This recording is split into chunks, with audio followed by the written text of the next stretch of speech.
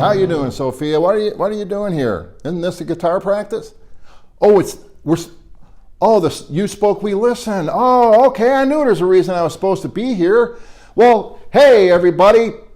Post-pandemic Dan here. I'm still trying to figure out where I'm supposed to be again. But I'm here to talk to you about our You Spoke, We Listened session that we do every now and then when we are ready to tell you what we were able to implement based on suggestions that you've given to us over the past year or so. And so, you wanted somebody besides me to start giving presentations. Less work for me. So now you'll be able to see Michael Hartke, Adam Reynolds, Sean Waugh, and other people from the company delivering content as part of our education program. The second thing is that you wanted to have shorter movies. And one of my clients put it this way, hey, keep the drill downs coming. There's nothing wrong with the 1 hour presentations, but can you give us something that we can show in our committee meetings? And so the last movie that I was involved in was on insurance review for your incident response plan, and it was only 8 minutes long. So I think we're delivering on that. You're seeing some short movies out there. Finally, several of our clients came to us and said, hey, the movies.infotext.com page is great because there's so many movies on them, but there's no method to the madness. They're just kind of a hodgepodge of movies about various subjects. Can you organize them? Well, they actually are organized. They're in chronological order, and we want to keep that going because we want you to know how old the information is that we're providing. So what we did do, though, is we created playlists.infotext.com, which organize our movies based on what type of process they belong to. So the access management movies are all in one place, the risk management movies in another, the strategic planning in another, vendor management in another. And so check out playlists.infotext.com, especially if you have one of those entry-level employees who are saying, yeah, sure, I'd be interested in taking on vendor management, right? Because you could send them the playlist on infotext.com and say, hey, watch the dozen or so movies that are on the vendor management playlist there, and then come back and talk to me about taking on vendor management. Thank you. I do think I have a guitar practice later today, and as you can tell, I need to work a little bit on my Neil Young, so back to that, I guess.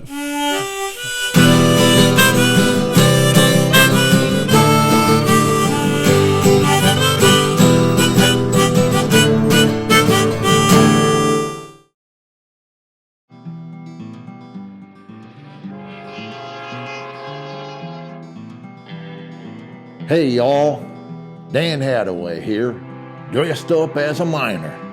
Not a cowboy, a miner. And my name is Cowhand Dan. That's right, Cowhand Dan. Now if you think about it,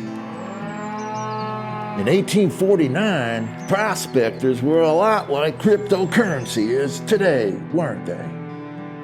And if you are a prospector, you better listen up, you hear? Because we got this thing we do every year called M7, and it's based on the movie, The Magnificent Seven, where I go over the mega trends in cybersecurity for the next year. And I promise you, my wobbling jaw won't chatter like this through the whole thing. I promise. Will you love it? You bet.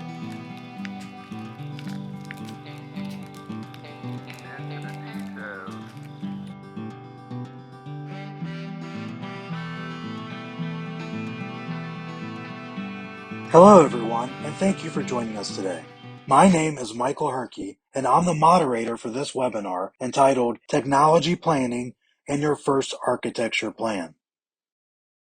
We'd like to point out destinations on our website, webinars.infotext.com, where you can find our upcoming webinar topics and event schedule, and then also movies.infotext.com, where you can find the movies of these webinars and training videos.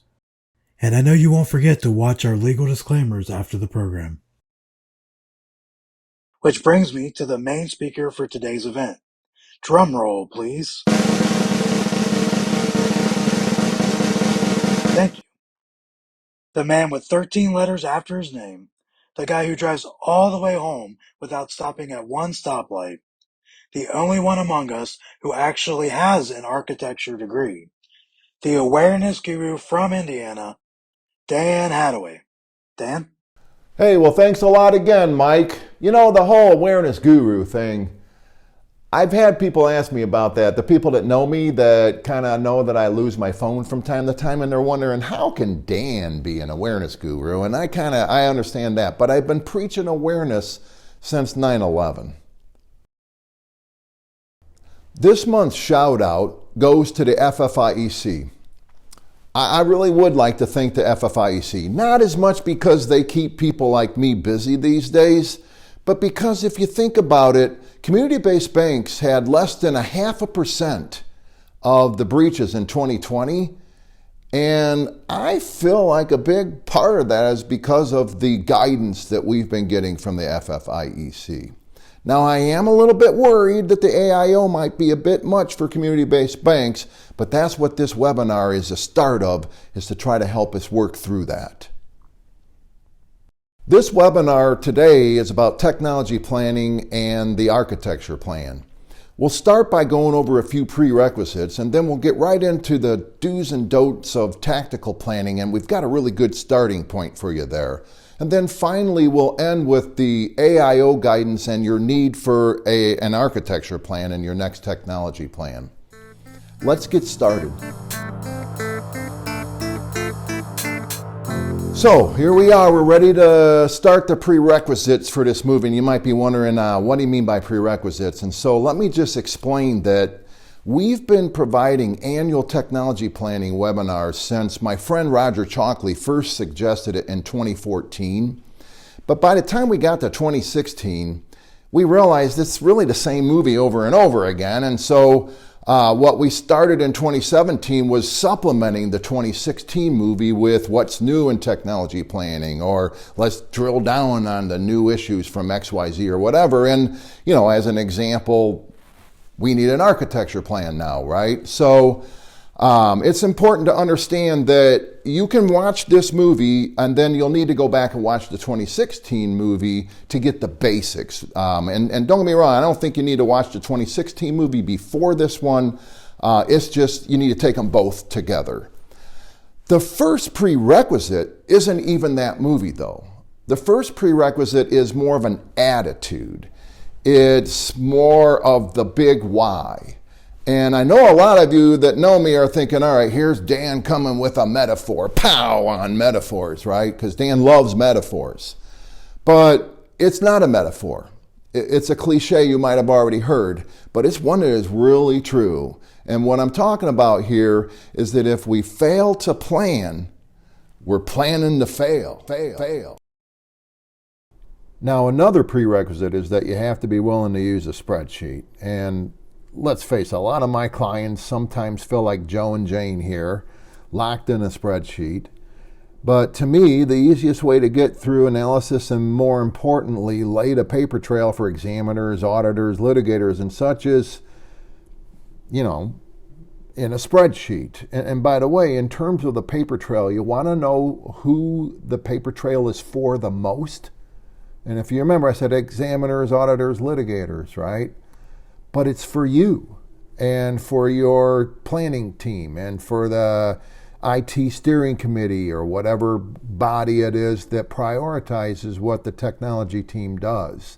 Because we want to have the ability to say, well, we considered that, but we decided not to because of X, Y, and Z in the middle of the year when management's trying to get us to pry that technology plan open to put more stuff in it, right?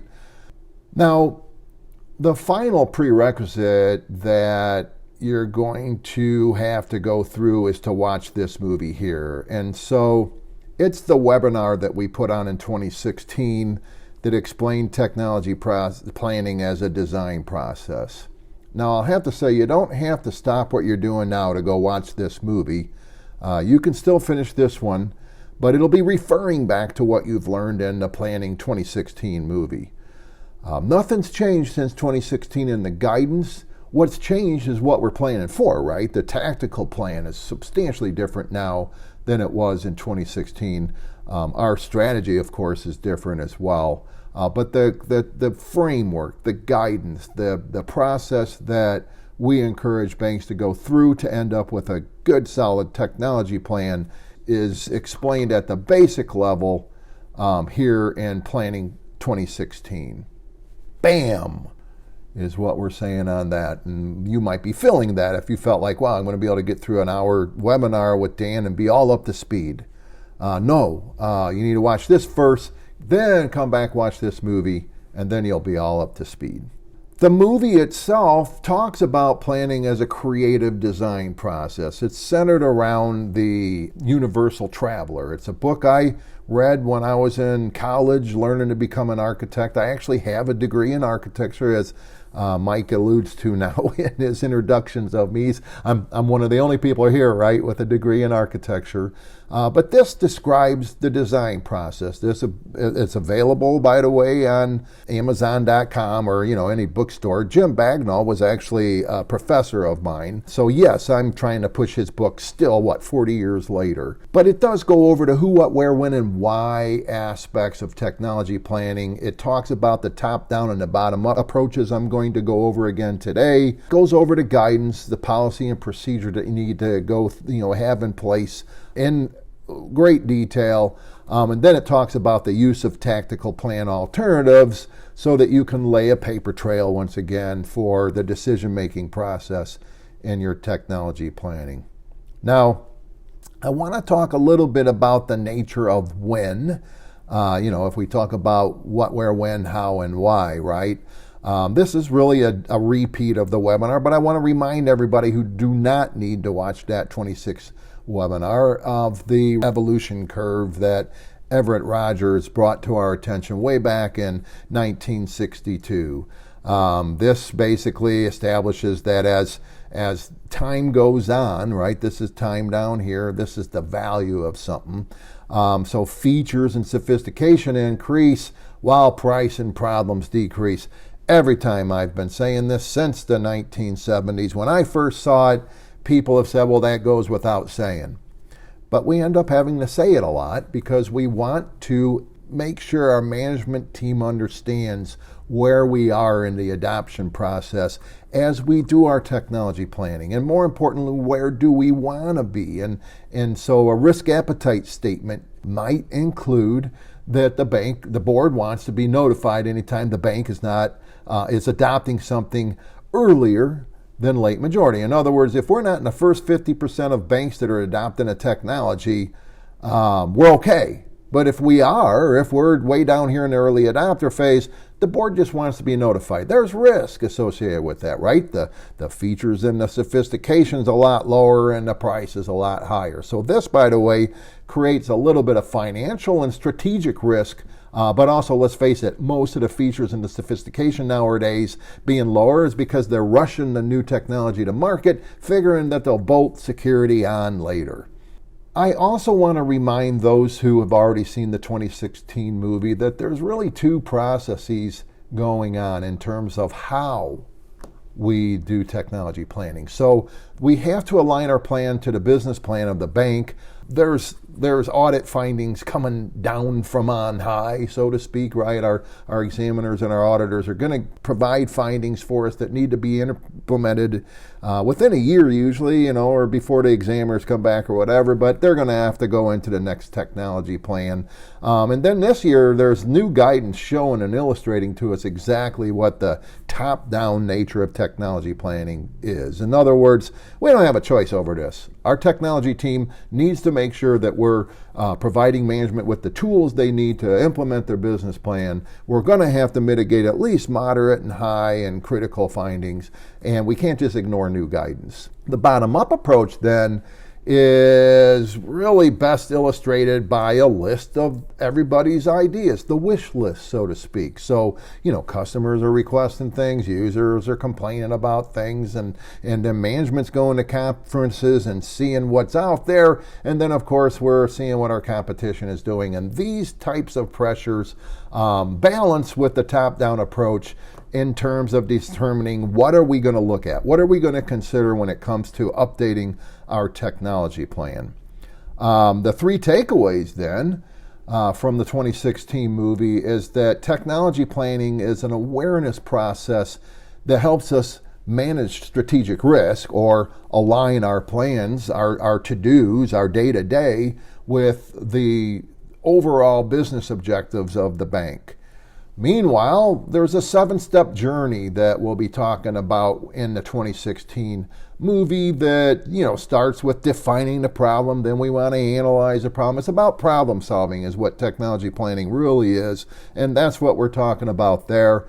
And then finally, we talk about the establishment of 3 different lists. Those lists are fairly simple to remember. We want to have a vision that's usually a paragraph of 2 to 3, maybe 4 at the most sentences. That's really something that's going to span all of time. We might change the vision because we want to focus in on something new, or maybe there's, somebody new takes over and he just feels like there needs to be a different vision or whatever. But vision statements are often, they're the reason why we are here. This is the vision we have for technology. Whereas strategy statements they're talking about next year, and in our next year, we have this strategy that we want to achieve in order to make sure that we're realizing our vision. And then the strategy statement, each strategy statement may have several tactics related to it, but we want to make sure that the tactics are high level. And so we're always trying to keep our tactical plan to 25 to 30 statements or less. I'll be honest with you, with this next year's technology plan, as many things are going on, I can see somebody going up to 35 statements, but that's okay as long as we're keeping our strategy to 5 to 8 statements. We want to make sure that we're not biting off more than we can chew. And so we have updated the boilerplates that come with that 2016 movie, and they also will come with this webinar too. And what I really like to show you is that when you download the zip file that comes with this webinar, and that's located here, my.infotex.com/November21.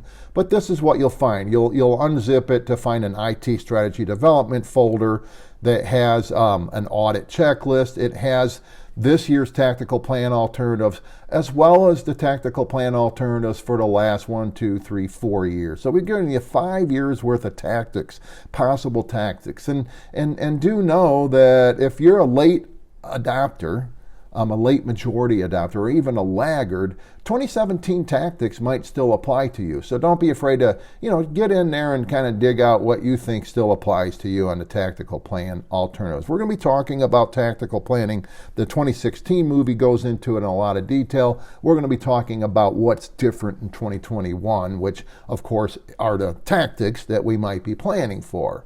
We have the strategic planning. This is where you can get policy language for and I'm actually going to go to that. This is actually what's been updated. If you notice here the dates on this, we haven't updated the policy language since 2017. We haven't updated the tactical plan language since 2016. It's kind of problematic for us because the tactics in 2016 are completely different than they would be in 2021, but we're helping you with that and these tactical plan alternatives, which you need to boil down into your tactical plan anyway. This is just a shell of the tactical plan. This is just to help you overcome, white paper phobia. It's helping you, all this green, by the way, are example tactics. So you'll see these example tactics were what were typical example tactics for a typical community-based bank way back in 2016.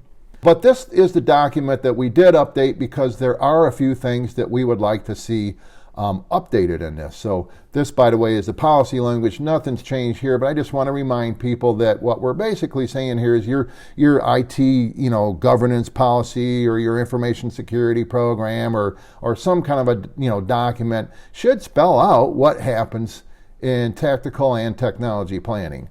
And so that's all we're saying there.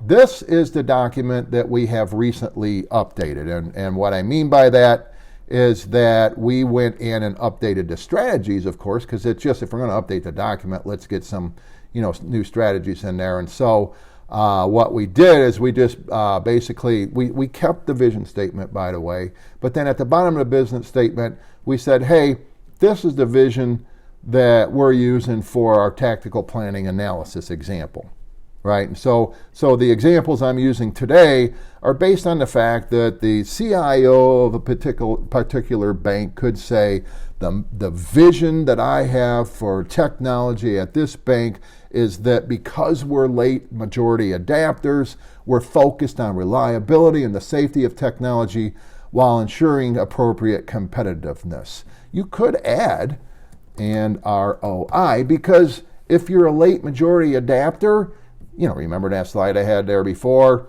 If we're late majority adapters, well, hey, we're going to get a better return on the investment. The features are a heck of a lot better than they were for the early majority adapters, and the price is a lot lower. So we have a better chance of getting a return on the investment. So that's the vision statement, right? But then we also came up with 7 new strategy statements for a typical bank in the year 2022. And I don't know if you noticed here, but this is a 3-year span here. It really should say 2022 to 2024 now that I'm thinking of it, because 22, 23, 24 is 3 years. And so we want this to span 3 years.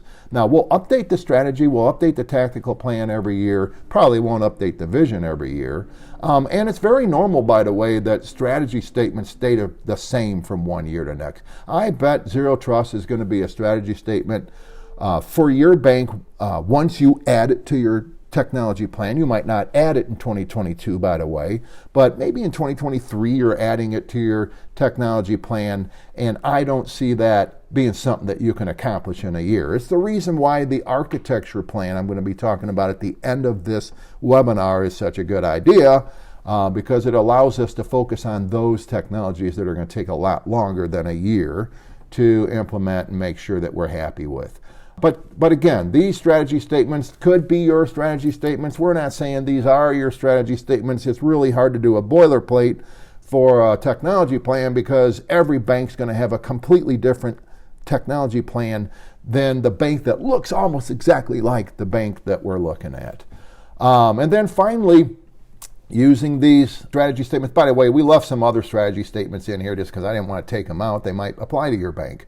But using these as a strategy, then, what are the tactic names we're going to use in our tactical plan? And by the way, they're more of a summary. They're not from the tactical analysis. This is a summary of the tactical analysis. Now, the reason why we updated this mainly is because we now have the introduction of an architecture plan. And so as the examples, again, green is the example color here, right? And if you're wondering about the color coding, all you need to do is go up to the boilerplate at the beginning of the document, and it will explain all the color codes to you, right? If it's brown, it means it's not really meant for a community-based bank. It's meant for a larger bank. But the architecture plan, again, that we're using is based on these architecture strategies, infrastructure strategies, operation strategies. That's the AIO guidance. And we're not saying this would be what your bank would adopt, but we are saying, and by the way, this is 5 years too. I was wondering, the architecture plan does go through 2026, and so I'm glad I was able to equalize it to that in our boilerplate here.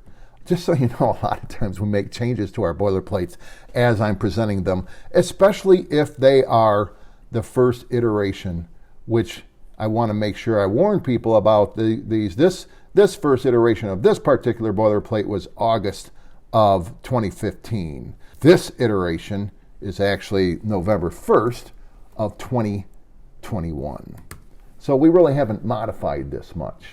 As I said in the beginning, once we realized the 2016 movie is not going to change, this is why. We really didn't need to update our programs. There was no new guidance involving technology planning until we got to the AIO guidance. Now, we've always wondered, should we add a new statement to the risk appetite statement? So since about 2010, I was aware of the fact that banks should be establishing a risk appetite for their technology plan.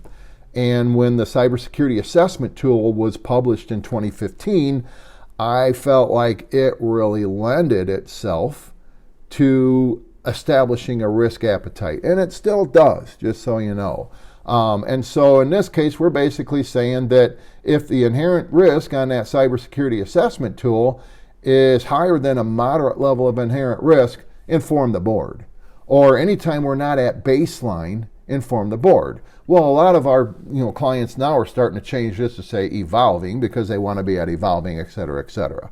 I have a few things to say about gaps in a different talk, but suffice it to say, this still seems to work with the cybersecurity assessment tool in terms of establishing a baseline. But when we started work on the AIO policy, I realized that something that I've always wondered if we shouldn't be adding to this presented an opportunity. And so if you look here, what we're basically saying is that anytime we are adopting a technology earlier than whatever we decide we want to be, and I don't know any banks that want to be at an innovative level of early adoption, right? But we do have some early adopter clients. We definitely have a lot of early majority of clients. Most of our clients are late majority, and we do have a few laggards. Let's put it down in writing. Let's say, hey, board, we're going to notify you anytime we're adopting a technology earlier than whatever the board is comfortable with. That is a risk appetite statement. Having talked about the nature of when and the nature of how, I'd like to just point out the nature of why. Now, think about it, okay? I'm definitely the type of person who sometimes becomes a little bit disgruntled. You'd heard me be disgruntled right out in front of everybody because I feel like people are focused more on compliance risk than true security risk. A lot of times new guidance creates compliance risk that doesn't address. If we was to address the compliance risk, great, we're off our auditors and our examiners' back, or they're off our back, I should say, but it doesn't really address security. Well, I hope that you're following along with me on that, because something you need to understand about technology planning is that it's not about compliance risk. I do hear people wonder out loud, is this really just a compliance thing? I mean, we know what we want to do or whatever. No, it's not. There's a thing called strategic risk, and it leads to security risk. And it's best illustrated by repeating what I've already said.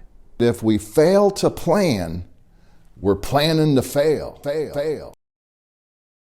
And so, the fact that we're failing to plan creates strategic risk, which also creates financial risk because we're going to be spending more on stuff than we should. It creates a lot of operational risk because every time we turn around, management can come in and put something else on our plate. But most importantly, it creates security risk because we don't make sure we check all our bases prior to rolling out a technology. If there's no plan that a technology has to be a part of, well, now we have shadow IT, we have rogue technology acquisitions where management team members are out there installing new stuff because they don't have to make sure it's in a plan. Now, we reduced the guidance down to requirements and then we kind of reduced it down to a 9-point audit checklist. Now, the requirements are in the policy language that we just showed you.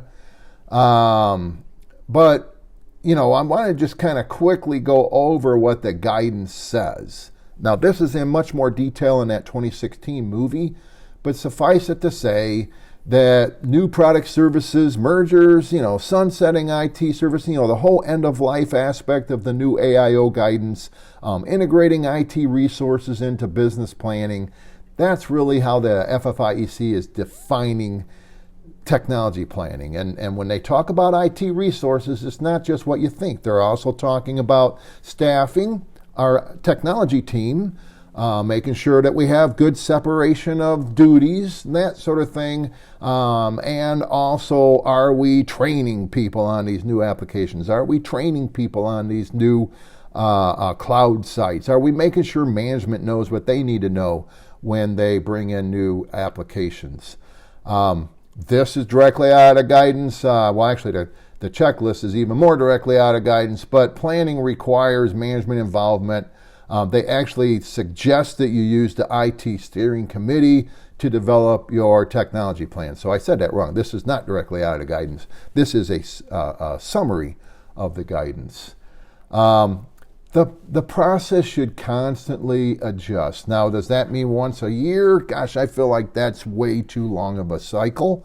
I'm suggesting community banks bring up their technology plan and get status, adjust it on a quarterly basis. But the actual technology staff should be looking at it and learning where they want to suggest adjustments, if not weekly, at least monthly. We want to make sure that we're looking at a 3 to 5 year horizon. 5 year definitely for infrastructure changes, operation changes, huge architectural changes. But 3 years for staying competitive and making sure that we're aligning our strategic plan to our business plan. If your bank has a 5-year business plan, well then, hey, let's peg the technology plan to 5 years. But most banks are looking out 3 years, and then they're really focused in on what's going to happen in the next year. And so the strategic plan really is about the next year. It gets updated every year. And then, of course, we have our tactical plan that gets pretty specific. Now, the guidance also suggests an operational IT plan, which larger banks definitely need to put together, and it's basically a plan to achieve each of those tactics.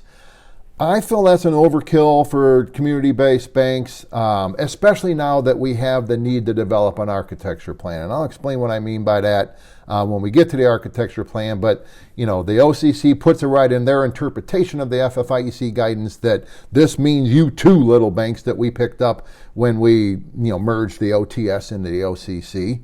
And so the OCC might still want you as a community-based bank to have an operational IT plan. But basically the way it works is that we want to align our technology strategy with the business plan, and then the tactical plan should be aligned with that IT strategy, and then the operational plan should align with the tactical plan. And we actually have a different movie for this. It's actually our change management movie, where we do talk about taking a tactical plan, break it into an operational plan, and then managing our time to make sure that the tactical plan is achieved through the method of documenting changes and making sure that we're managing the risk of changes. There's all kinds of factors to consider. I feel like most of this kind of goes without saying, but if we don't remember them, we're not going to consider them, which is why you have a policy and a procedure and that sort of thing. These factors are also in the guidance. But then we have an audit checklist. So what we did is we reduced that guidance down to 9 different audit questions that really kind of summarizes what the guidance should be. And this relates back to the IT work program that the information security program has right in there, where the examiners have their audit questions they want to ask about technology planning. And so you're probably wondering why I'm not reviewing these in detail. Well, the 2016 movie does, but I'll at least kind of show you where you can run an audit checklist against your existing policy and procedure and processes, okay? And so right in the root of that zip file is an audit checklist. And so if you look, the questions I just went through are actually kind of lined up here. What's really important is, depending on the size of your bank, you want to risk rank any kind of gaps. You want to document why they're there. There might be good reasons why you have gaps or why you have gaps this year or whatever. But if you can have this done prior to when the auditors and examiners show up, you'll be able to show them that there was a method to the madness in terms of what you chose not to do. So there you go. Now you've got the prerequisites and the audit checklist that you can run against your own process. And really the important thing there is to be sure to risk rank the gaps, right? Not only that will that help you prioritize any kind of mitigation you decide to put towards your next technology planning process, but it should also, most importantly in my opinion, help you lay a paper trail. And really this is true with any kind of guidance. You want to have a paper trail that shows why you decided not to do what you're not doing, and that can be the basis of a conversation with your auditor if necessary.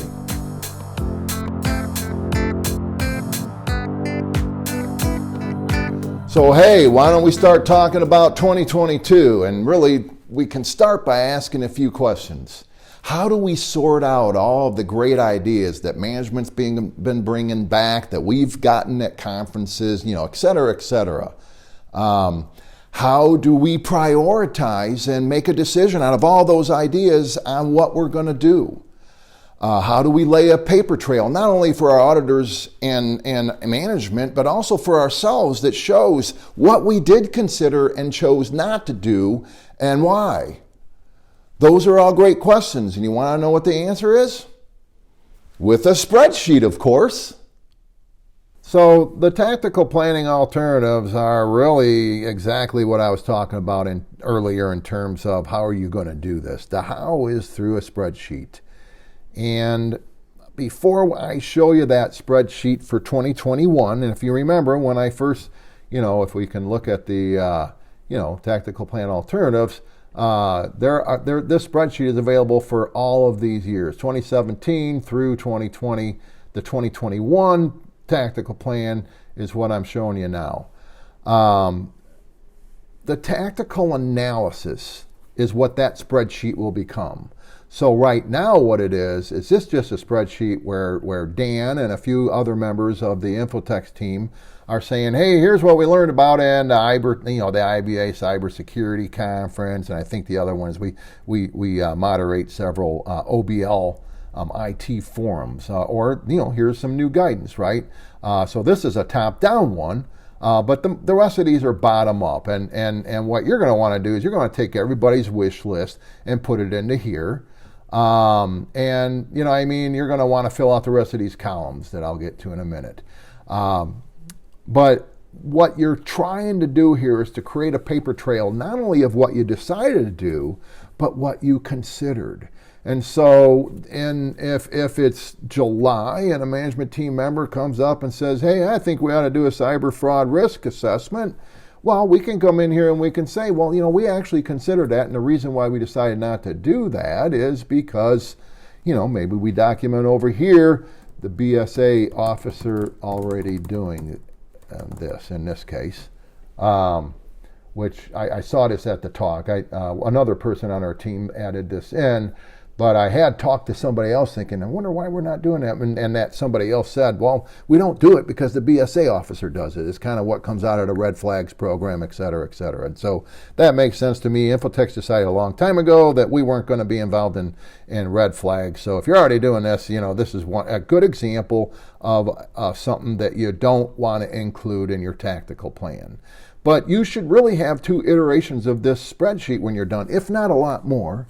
In other words, if you're working on this over the course of months and not weeks, you could end up saving several different versions of this spreadsheet as you continue to work through it. But the theory here is that you eventually will have a second version of the spreadsheet that only includes the tactics you decided to implement in your 2022 technology plan, which would include the tactics in here as your tactical plan. Just kind of getting back to the tactical analysis then, the paper trail for your budget is established over here. Now, we really encourage you to just use ballpark cost estimates, and really the process I've heard people are using is they go through here first and just weed out stuff that they're like, that'll never fly here, or, that was one of Dan's ideas based on the fact that he doesn't know what it's like working in a community-based bank or whatever, right? And then once you're kind of down to a handful of, we really need to consider this, then just kind of ballpark the prices. Do some Googling, and know that, hey, the price I put in here is a worst case scenario. Hopefully, if we decide to implement this tactic, we will be able to find better pricing. So you find one price, that's a worst case scenario. Hopefully we can find better pricing. Well, that's kind of dangerous, right? Because what if the worst case scenario you found was somebody who's really cheap? So we want to be a little bit careful about that. We want to, apply some reasonableness to it. But I certainly wouldn't be going out and taking quotes until you know it's actually in your technology plan. And I hear people saying, holy cow, we thought that this was going to be, $100,000, but, a vendor pitched it to us at $60,000. We said, hey, it's not in the technology plan. And then we circled back around and said, look, since this 60% of what we thought it was going to cost, and then we added it into the technology plan. That's why you want to review this thing quarterly. That's why maybe we need to get status on it monthly so that when we review it quarterly, we already have the status. We don't have to make a project just to update our tactical plan. We've got a couple columns here. The 2006 movie kind of helps you understand this, but what we're basically saying here is using a scale of 1 to 5. 5 is low cost, 1 is high cost. Once you have these done, let's kind of convert that so that we can get some metrics and kind of use some algorithms, so to speak, to decide, whether we want to implement this tactic or not. And so those metrics, I'm not exactly sure where they went in here. And so I feel like you probably need to come up with your own algorithm. We used to have one. I might be able to, if you're interested in using this algorithm, let me know. I'm sure we got it somewhere, but it's basically something you're going to have to tweak anyway. And it's some kind of a mathematical equation that's taken this number plus this number plus this number times something or whatever to help us decide which of these tactics rise to the level of being worthy of our attention. And again, it's looking at cost, it's looking at benefit, and it's looking at risk. By the way, algorithm is probably in one of the earlier versions of this tactical planning spreadsheet. It's a paper trail, again, that proves you considered what management gave to you. So in other words, down here at the bottom, we're going to be adding in our wish list, right? And so what do we mean by that? Well, right here, maybe our CIO wants us to consider the widget. You know what I'm saying? Maybe our president wants us to consider the swidget. And then maybe Joe Teller noticed that our competitor had, an acro muster in place. I don't know, some kind of a weird name, right? But these are ideas that are coming from conferences, they're coming from competition, they're coming from just general good ideas, because tellers know more about banking than IT people do very often. We want to demonstrate that we've considered those ideas.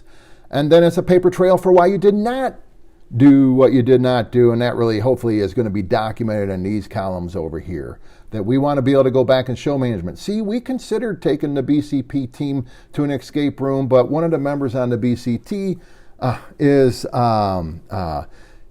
whatever, couldn't make it. I don't know, what I mean? But we want to definitely document why we did not do what we said, what people proposed that we do.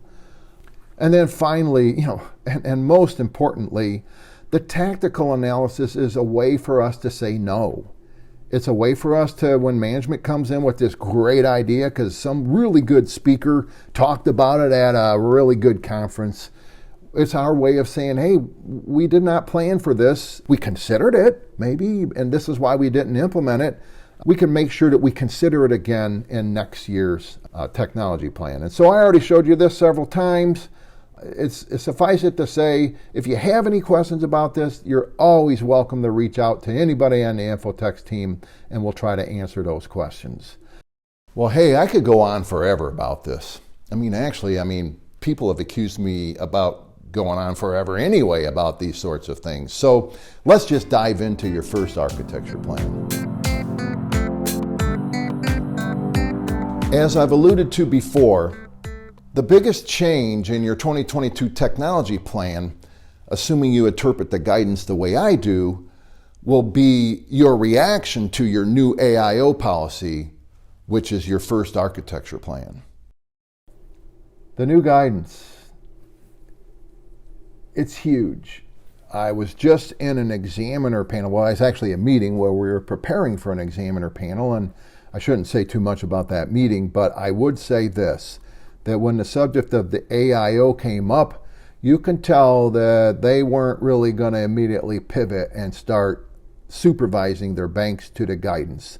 The only thing that they said about the guidance, a couple of them, well, one of them said it's a sweeping guidance, and the other one said that's for sure.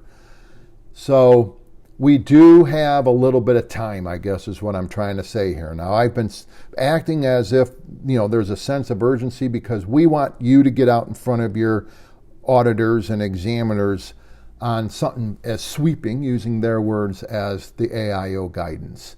There's a lot new in it, even though it starts right off with the typical FFIEC statement saying that there's really nothing new in it. And just so you know, the FFIEC guidance is written so well, you could technically say there's really nothing new, because the guidance has always said you need to look at evolving technologies. This is just speccing out some of the evolving technologies that they're expecting us to look at, including microservices, zero trust, et cetera, et cetera. But this replaces the operations manual, and when it replaced it, it added a whole bunch of other stuff, including architecture and infrastructure planning, which is why it's coming up in our technology planning webinar. Now, there's two main deliverables that arise out of the guidance. Starting with a policy, even the smallest of banks are going to have a policy, and then even the smallest of banks are going to have an architecture plan. It also addresses, finally, the need to control shadow IT and the need to control open source, and it gives us specific information, so I'm kind of happy about that. There's more specific expectations for a lot of things that there were never really any good, solid, written expectations for, including job responsibilities, patch management, end-of-life planning, change management, log monitoring.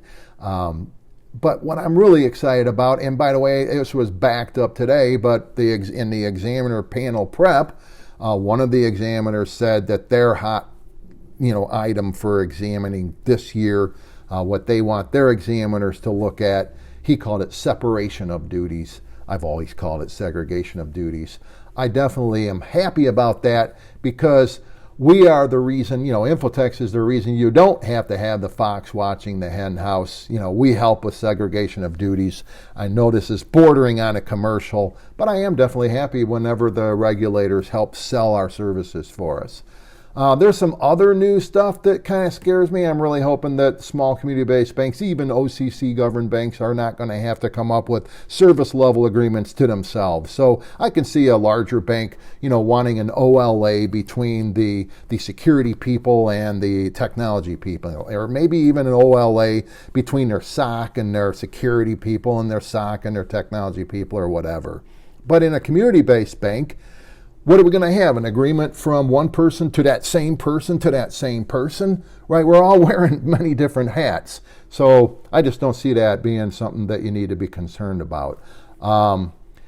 KPIs, that's a little bit easier to audit for, so you might want to brace yourself. I'd try to avoid it, but you might want to brace yourself there. They talk about authorization boundaries, which I feel are necessary for NAC. But, where do we want to create a speed bump, so to speak, in lateral movement? Where do we want to make somebody re-authenticate? That sort of thing. And then finally, they're talking about the essential characteristics. I did the BAM on this because of this one right here. If they do want operational level agreements in smaller community-based banks, BAM is what I'd like to say about that. But like I said before, smaller or less complex entities may have one policy and related procedures that encompass AIO. This is right from the guidance. The larger, more complex entities can, they might have several different policies. Well, when I first saw that, I'm like, really? We can't just stick it into an existing policy, just maybe a paragraph or two of language? But then I started reading the guidance and I realized, wow. What I really want to do is I want to find this right here, because I want to talk to you a little bit about the actual policies and procedure documents, because this right here has everything. It's the big long policy that, if you're like small bank that made the OCC mad because of your loan issues and are beating up on your IT department because of it, you're probably going to have to adopt that. But what this is this same exact policy, but instead of being a policy, it calls itself a procedure, and it is enforcing the one-page policy. So let's take a look at the one-page policy for AIO. And those of you who are not familiar with Infotex, we went back, I don't know, it's probably 2009, 2010, through all of our policies, and we created a one-page version of it that only like 2 of them ended up being 1 page. So if you notice that this one-page policy is actually a page and a quarter, hey, well, good for you. And by the way, this is the first iteration of this policy, but let's show you the reason why we decided to do the one-page policy referring to a procedure.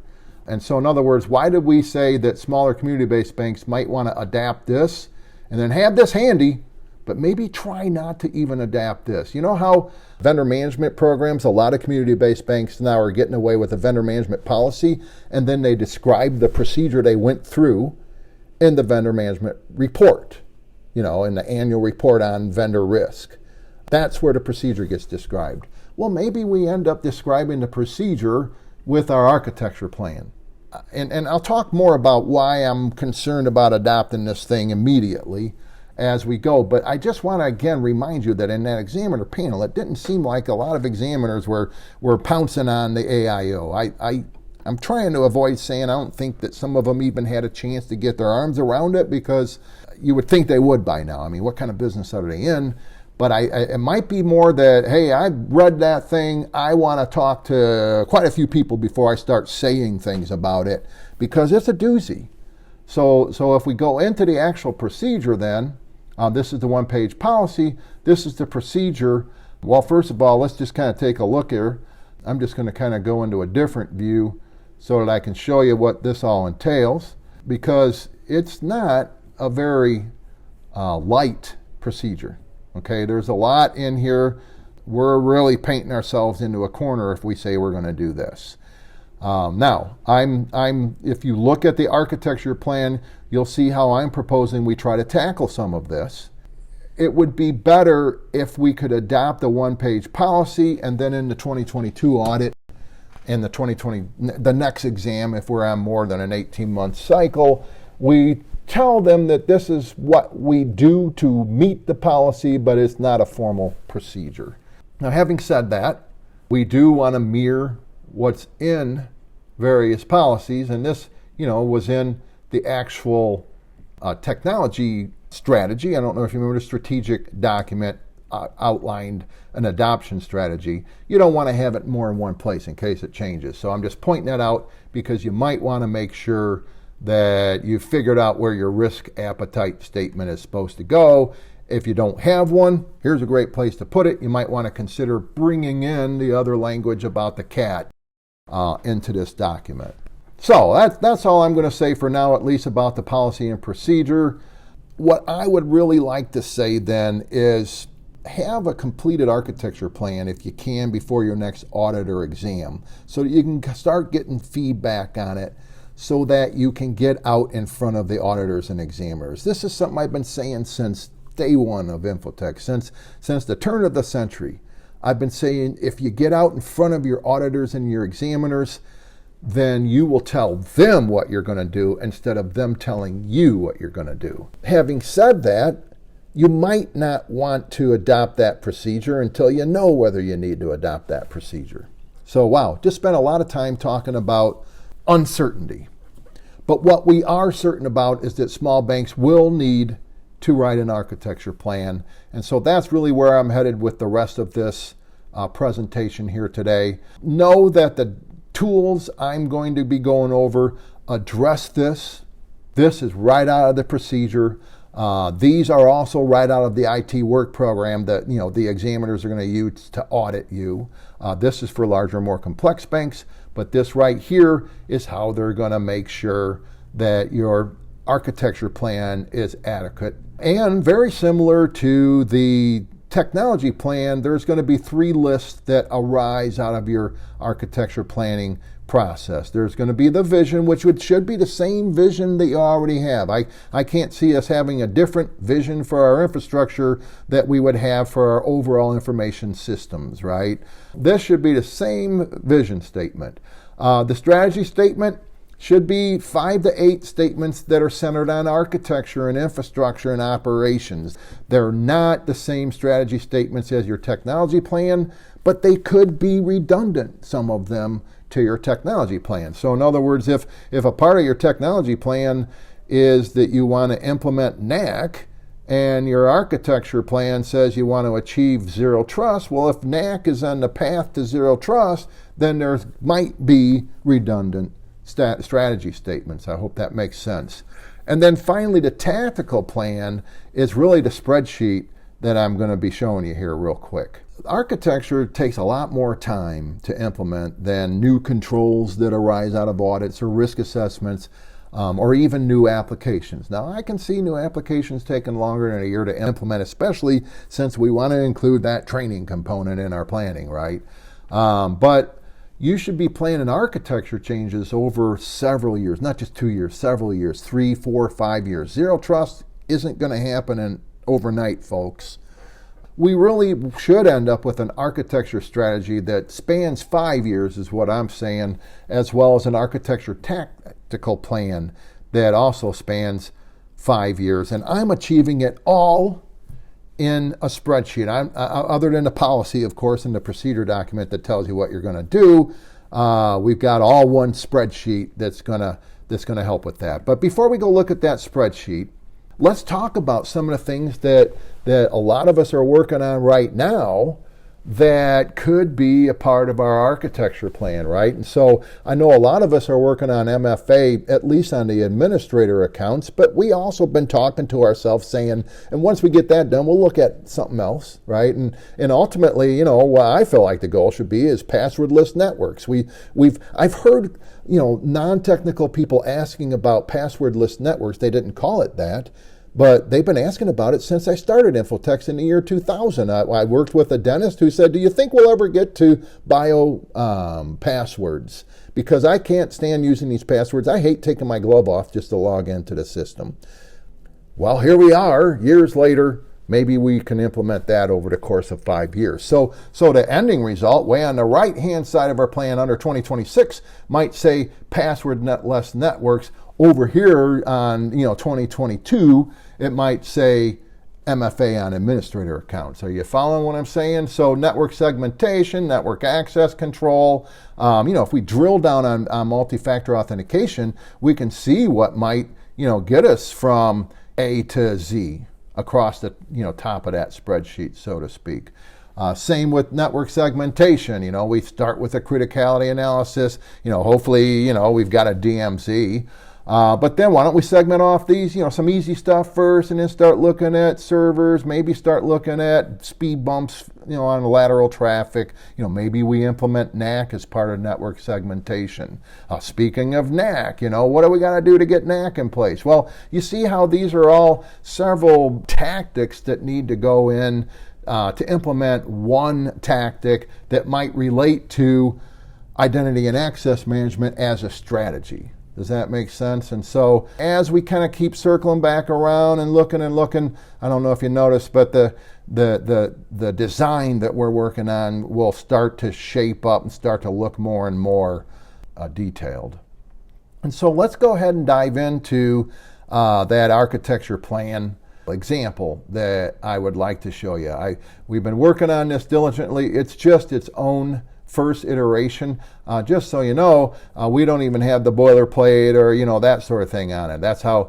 We're still working on it. But where I am now is that this document will have 3 tabs at least: the boilerplate, a strategies tab, and a tactics plan. In technology planning, I always encourage people to do top down and bottom up at the same time. And really, when we present a technology plan, we present the strategies first, and then we present the tactics. On the architecture plan, it's not like we're working on a lot of stuff, and so I'm going ahead and going to start with the tactics themselves. And really, these are the strategies. These are the architecture strategies right over here on the left. And then what we have across the top here is the first year I'm spelling out by quarter. And then I actually have at the end of the year, I have an update.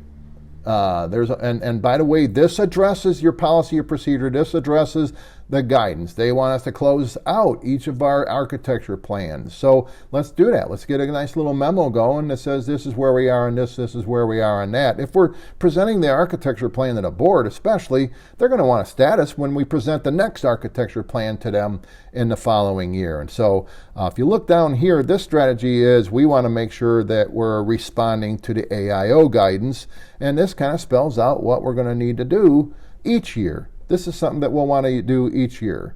I'm just summarizing it in 2023. We'll be working on a 2024 architecture plan, et cetera, right? But you can see here, end of life, that sort of thing. This starts off with what we were talking about before, multi-factor authentication, zero trust, network segmentation. I added a backup data center in here just because I overheard a client of ours saying that one of the big things they're doing next year, but they weren't sure they were going to get it done next year. They were thinking they might need to spread out over a couple of years, which was to create a new backup data center. They had been using one of their branches, and one of their audit findings was you got to have that further away than the other side of town. And so this is how they can plan it if they wanted to. They can plan it, and really going forward here, I went ahead and put infrastructure as a service in here, or a better way of wording that could be Microsoft 365, or I think they'll ever get some competition maybe by 2025, but we're not going to be ready for it yet anyway, at least in my pretend bank here. You can see how I'm stretching end of life out over the course of several years. End of life planning. Zero trust is the one that really made me realize, hey, it's a good thing we have to do an architecture plan, because getting from A to Z on zero trust is going to be difficult, especially since we don't really even know what it's going to look like when we get to Z. So that's how I'm handling the tactical plans. Now the strategies, if you look here, you'll see the strategies are also, they're organized across the top here. Same strategies that you had over here down the left. And the reason why is because there's a lot of stuff that the guidance wants us to do with each of our architecture strategies. First, they want us to check accountability, requirements, planning, alignment with the business plan, asset inventories or return on investment. How is this going to be improved? Who's handling implementation? How do we handle disputes? Et cetera, et cetera. This is all the stuff that you saw in those slides where I said, hey, this is what's in the guidance. We're going to talk about this a little bit later. Well, what I really want to focus on when we're talking about it is how do we document that we're considering this?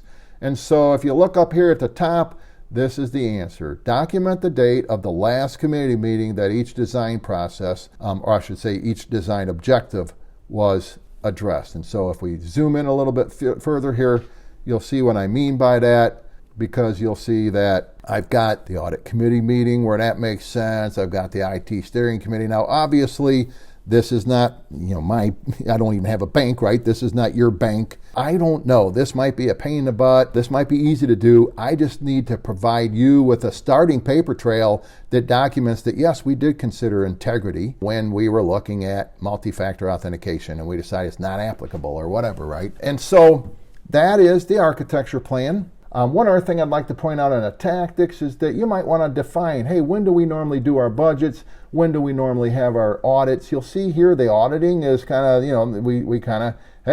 we ought to audit where we are by then. So now we're starting to use the architecture plan to inform our audit plan, which I should have said about technology planning too, but anytime we roll out a new technology, it's not done until we've tested it, right? I heard an examiner say at that same panel I've talked about before, if it's not tested, it's not backed up. And I kind of wrote that down because I like what he said there. But suffice it to say, we want to know when we're being audited, and likewise, we want to know when we're doing our budgets as part of the architecture plan.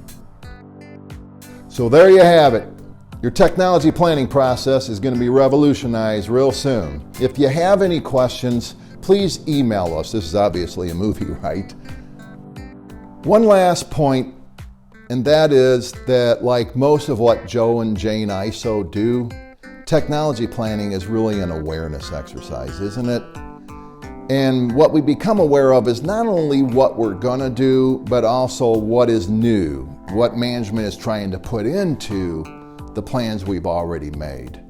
And so let's never forget, awareness is 9/11 of the battle.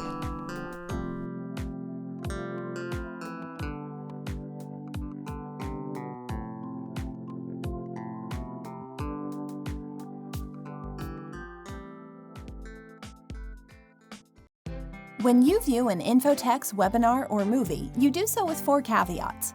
First, you are agreeing to the terms posted at the webpage listed on this slide.